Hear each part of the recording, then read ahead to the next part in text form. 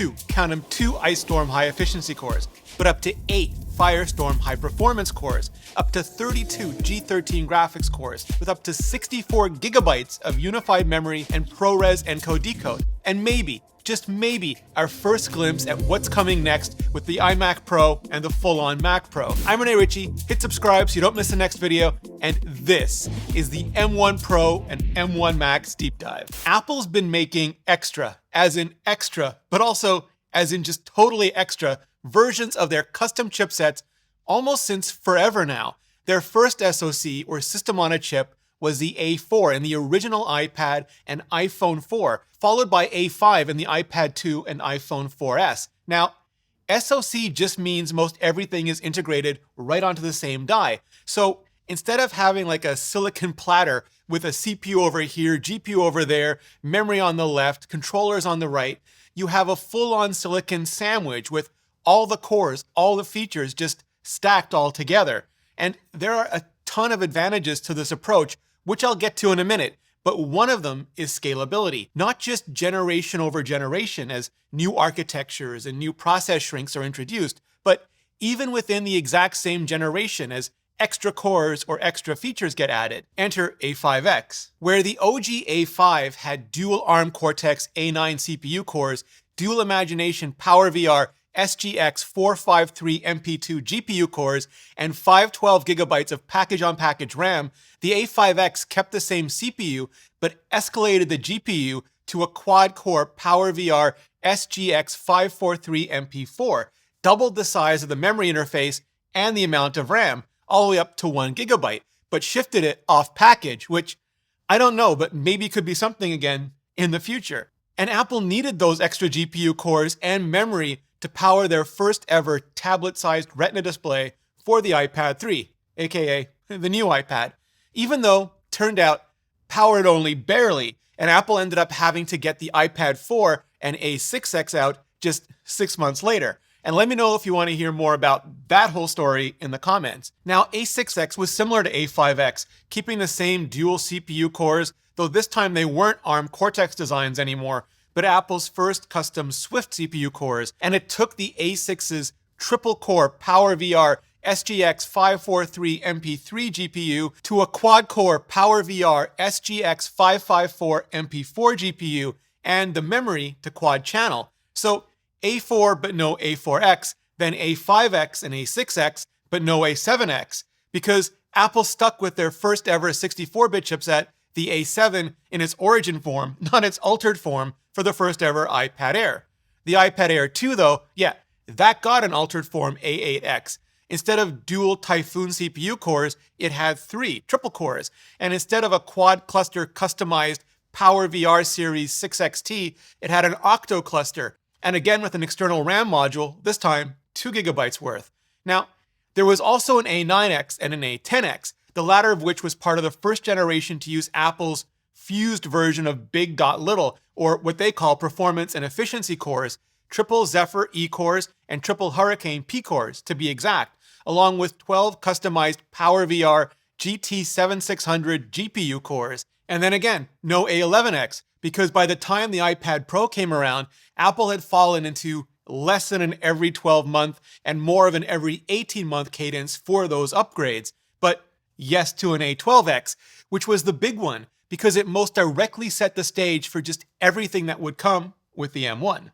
A12 was Apple's second generation Bionic architecture, which, unlike the paired Fusion architecture before it, could use any or all cores separately or together, 4 Tempest E cores and 2 Vortex P cores to be exact, along with 4 custom G11 graphics cores and 8 Neural Engine cores, or A&E.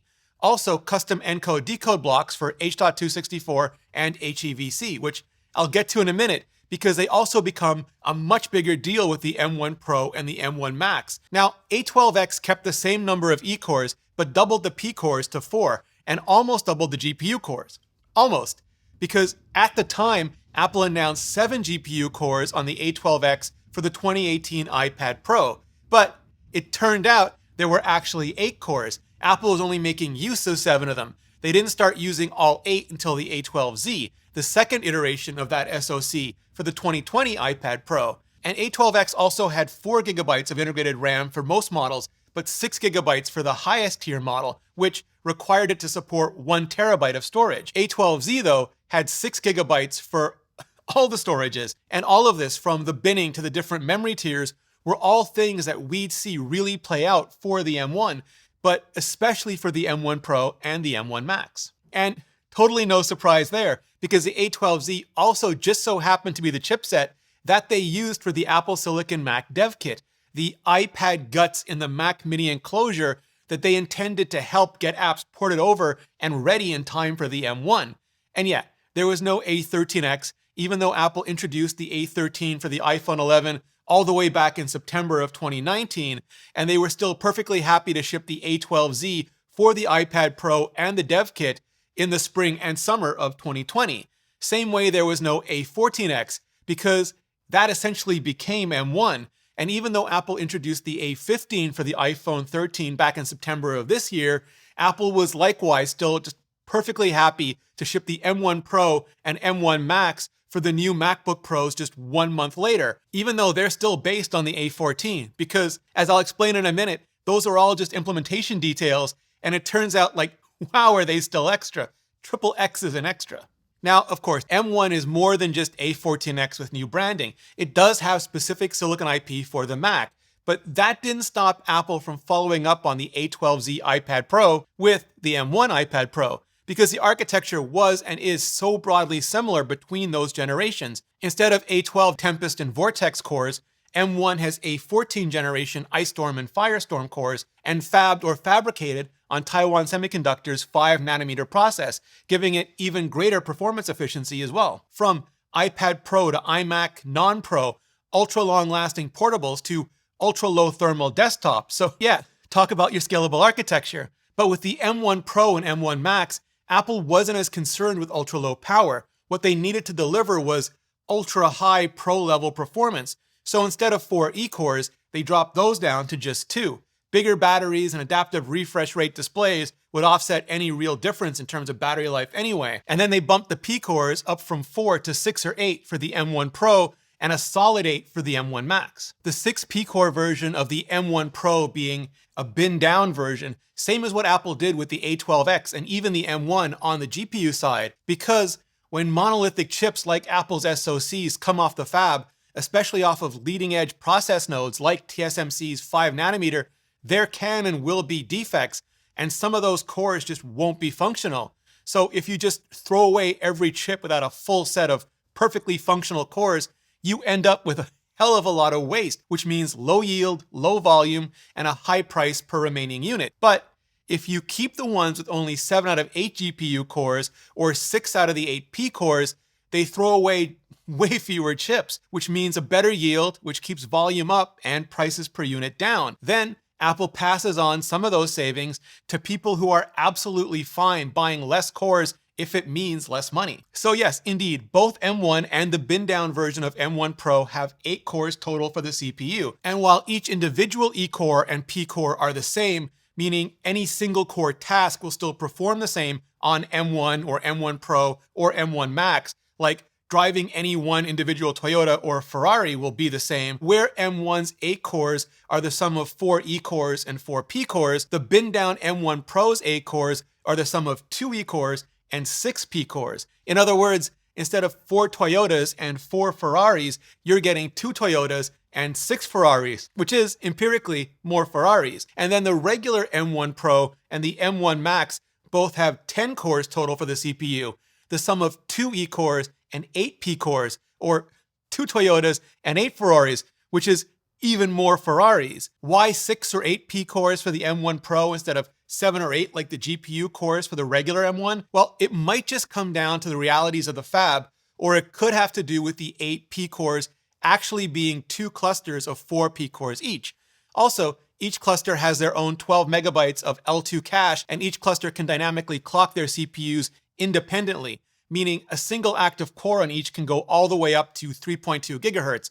2 cores can cut down to 3.1 gigahertz, and 3 or 4 cores all the way down to 3 gigahertz, sacrificing a little bit of speed off the top for just a lot of parallelism all at once. And the 2 E-cores are clocked at 2 gigahertz, but get the same 4 megabytes of L2 cache that the M1 has for its 4 E-cores. On top of all that, where M1 has 16 megabytes of system-level cache, M1 Pro has 24 megabytes, and the M1 Max 48 megabytes of SLC. So all of those extra cores, including all of those extra performance cores, they just keep getting fed, like constantly fed. And that's not even counting the improved memory system, which I'll get to in a minute. That's also only the first way that Apple's M1 Pro and M1 Max feel so fast. Just the overall speed of all those cores, everything gets done faster. But because they're still Apple cores and not really gas-guzzling Ferraris, and those cores have to fit into the tiny thermal envelopes of iPhones and the relatively small thermal envelopes of iPads, even the performance cores are still wildly efficient, which is just the starkest, the harshest of contrasts to the previous Intel chipsets, which chugged power rather than sipped it and hit thermal max and fan noise max pretty much immediately at startup, only to ramp up and down incessantly, constantly, noisily, ever thereafter. So at just 30 watts, fully fired, inside the relatively roomy chassis of the MacBook Pro, the M1 Pro and M1 Max, they can sustain pretty much indefinitely, all with no or almost no involvement from the fans, and certainly nowhere nearly ever the fan noise. And if you're at all ever worried about battery life, you can turn on the new low power mode in macOS to just maximize the efficiency. Or conversely, on the 16-inch MacBook Pro, and only the 16-inch because of the even bigger thermal envelope, you can turn on high power mode, which just lets the fans and the chips loose, so you maximize the performance.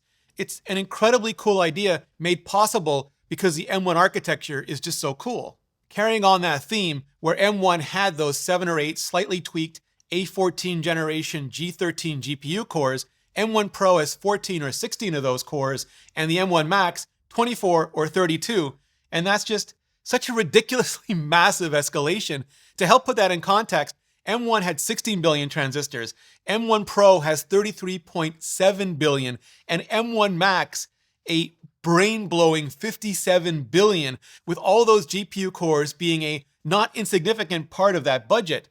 But Apple has always lent heavily on the GPU for everything from interface acceleration down to the literal core graphics and core animation to do things like the old OpenCL and the new Metal APIs. And doing it this way, integrated versus discrete in a laptop, really turns out to be more than just an implementation detail, especially when you're talking those SoC sandwiches rather than the old-fashioned board platters.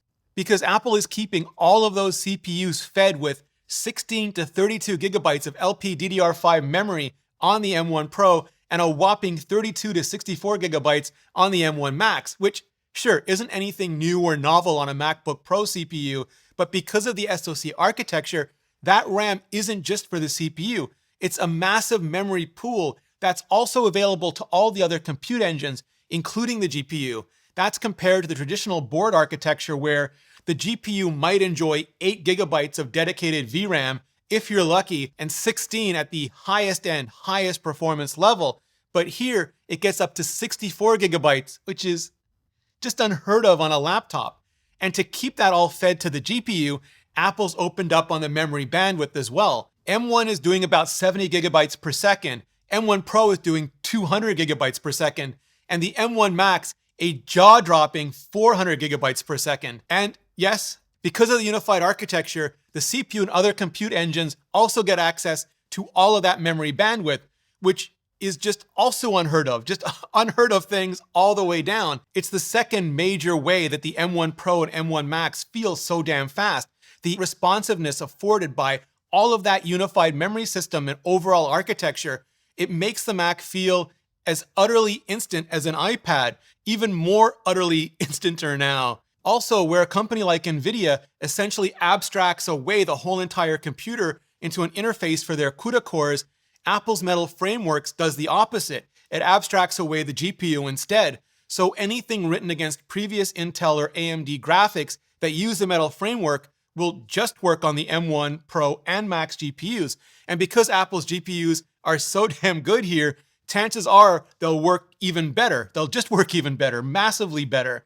And even though M1, M1 Pro, and M1 Max vary so much in capability, scalable architecture means they present very, very similarly as targets to developers. And yes, I know Apple had to do just a ton of work with all the fabric that brings together and binds all these cores, just Ashnag, Frakatula, Krimpatul, all these cores, all this RAM, but anything already written for M1 will just fly on M1 Pro and go full on orbital on M1 Max. And again, because these GPUs were designed for performance through efficiency and have to scale from the iPhone 12 to the iPad Air to the iPad Pro to the MacBook Air to the MacBook Pro to the iMac, they still only just sip power. So even firing CPU and GPU, basically firing everything, the M1 Max flat out uses slightly less power than the 100 watt baseline on a new Intel Alder Lake CPU, which can also reach over 300 watts when overclocked, as much as a giant helicarrier looking NVIDIA Ampere card. And when you put those two things together, even in a desktop where Intel plus NVIDIA would require near cryogenic levels of cooling, or even something like the current Xeon and Navi Mac Pro that can deliver 300 watts, Apple could easily throw multiple M1 Max dies into a smaller, thinner enclosure and still offer just ridiculous levels of performance. And you better believe I already have a video up on just exactly that, linked in the description below the like button. Now, I'll get to the media engines in a supremely fast second, but in addition to the GPU and the same 16 neural engine cores as the M1 Pro and M1 Max have a third USB and third Thunderbolt controller, which not only lets them power more ports than the original M1, but more displays, up to 2 6K displays with the Pro and 3 with the Mac, and a 4K TV over HDMI. Apple's been adding custom encode and decode blocks to their chipsets for years now, and honestly, hardware acceleration for video playback isn't at all uncommon. Video transcoding has been a little more hit and miss, but not by much. And over those many years, Apple has added support for H.264, the original 1080p standard, and H.265, aka HEVC, the 4K standard. Also Google's alternative codecs, including the current VP9. Apple even switched from the original T1 chipset in the 2016 MacBook Pro, which was a repurposed S2 system and package from the Apple Watch, to the T2 chipset in subsequent Macs, which has a repurposed A10 Fusion chipset, in part because Intel failed to deliver HEVC encoding in a timely fashion. And even Apple's couple of generations old iPhone chip could just do that way faster and way more efficiently than leaving it bound to the CPU or offloading it completely to some of the GPUs. So M1 has those A14 media engines for H.264 and HEVC, among other things, but what M1 Pro and M1 Max added are ProRes video engines, which, yes, fair, isn't entirely exactly a first either, because when Apple introduced the current Intel Mac Pro back in 2019, they also introduced a reprogrammable ASIC card along with it called Afterburner, and it was a ProRes and ProRes RAW accelerator that could handle up to 12 streams of 4K or 3 streams of 8K. Then, just a couple of months ago, Apple introduced the A15 Bionic for the iPhone 13, which for the iPhone 13 Pro included an extra, a 5th G14 GPU core and a ProRes media engine. That's what lets the iPhone 13 Pro shoot in ProRes 422 HQ, including a new storage controller that can write those massive 6 GB per minute files to the SSD without skipping so much as a frame. Now, Apple's also brought those ProRes engines to the M1 Pro and M1 Max, which is just super interesting for a few reasons. First, because it means Apple isn't binding or restricting features to specific IP generations. In other words, A15 generation ProRes engines can show up on A14 generation M1 Pro and M1 Max chipsets. Apple doesn't have to wait for M2. They care a lot less about abstract numerical branding sequences and a lot more about delivering the capabilities they need to deliver in the most economical, efficient, time-effective, and performant ways possible. Or as the Silicon team might tell you, their one and only job is to run iOS and macOS and those apps faster than anything else on the planet, constrained only by time and the thermal envelope of the device, and the rest really is all just implementation details. Second, because moving those engines off an ASIC board like Afterburner and putting them on the SoC is again like moving them off the platter and putting them in the sandwich. So they have the same just immediate access to that huge pool of unified memory and bandwidth, which makes them even faster, so much faster. And third, that Apple is putting such a focus on video capture and production this year because those new engines let you not just capture ProRes on your iPhone 13 Pro, but edit it with jaw-dropping speed and efficiency on your MacBook Pro now as well. So forget 12 streams of 4K on Afterburner, M1 Max can handle 30, and just sit down with your 3 streams of 8K already because M1 Max can handle 7. That's thanks to M1 Max not just having one ProRes encode and one ProRes decode blocks like the M1 Pro, but 2 of each, and 2 H.264 and HEVC decode blocks as well. So it's just a ginormous media crunching beast. And sure, Apple could have continued doing ProRes on the CPU like they did with previous Intel Macs, even the first M1 Macs, but moving it to dedicated silicon with M1 Pro and M1 Max means they can do it just so much faster, with so much less power draw, and in a way that just leaves the CPU free for other tasks. And that's really important too, because prior to M1 Pro and M1 Max, when you hit render for ProRes, it could just thrash those CPUs, meaning anything else you tried to do at the same time, even web browsing, was like maple syrup on snow slow. And yes, I'm Canadian.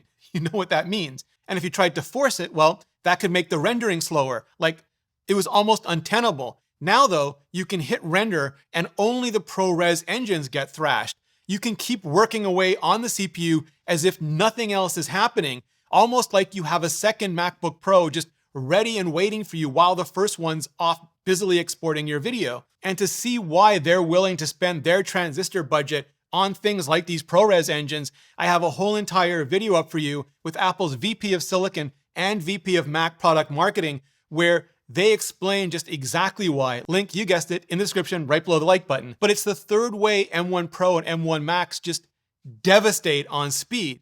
Yes, it's the pure performance of the cores, and yes, it's the utter instant responsiveness of all that unified memory and bandwidth, but it's also all of these off-core features that are essentially giving us multiple parallel pro workflow engines in one. And because sure, we'll keep seeing advances in architecture and there will be more process shrinks, but eventually the laws of physics are going to catch up with any big cores in any small enclosures. So Apple is wisely, smartly starting to invest more and more in off big core features. And I think we're only beginning to see the benefits of that. Now, of course, the one downside is that these chips in these machines are expensive. Like, traditional MacBook Pro expensive, but if you need to save a little bit of money so you can afford a lot more Mac, cutting your phone bill in half has just never been easier than with today's sponsor, Ting. You can get talk and text for just $10 a month, 12 gigabytes for $35, and unlimited from $45. Whether you use 2 or 20 gigabytes a month, you can find the perfect plan for you and for your family with Ting. And Ting works with all the iPhones, all the Pixels, all the Galaxy flips and folds, pretty much anything with a SIM card. And you can keep your existing number if you want to. Plus, you get access to the best nationwide coverage in America, as well as Ting's award-winning customer service. It's never been easier to switch. Just go to rene.ting.com to check out the plans and see how much you can save, because it could be a lot. And because you're watching this video, you're also going to get $25 off. Just click the link below or go to rene.ting.com and get $25 off. Clicking on that link really helps out the channel, and so does hitting up this playlist for more, so much more on A15, M1, and all of Apple's silicon. So hit it up, and I'll see you in the next video.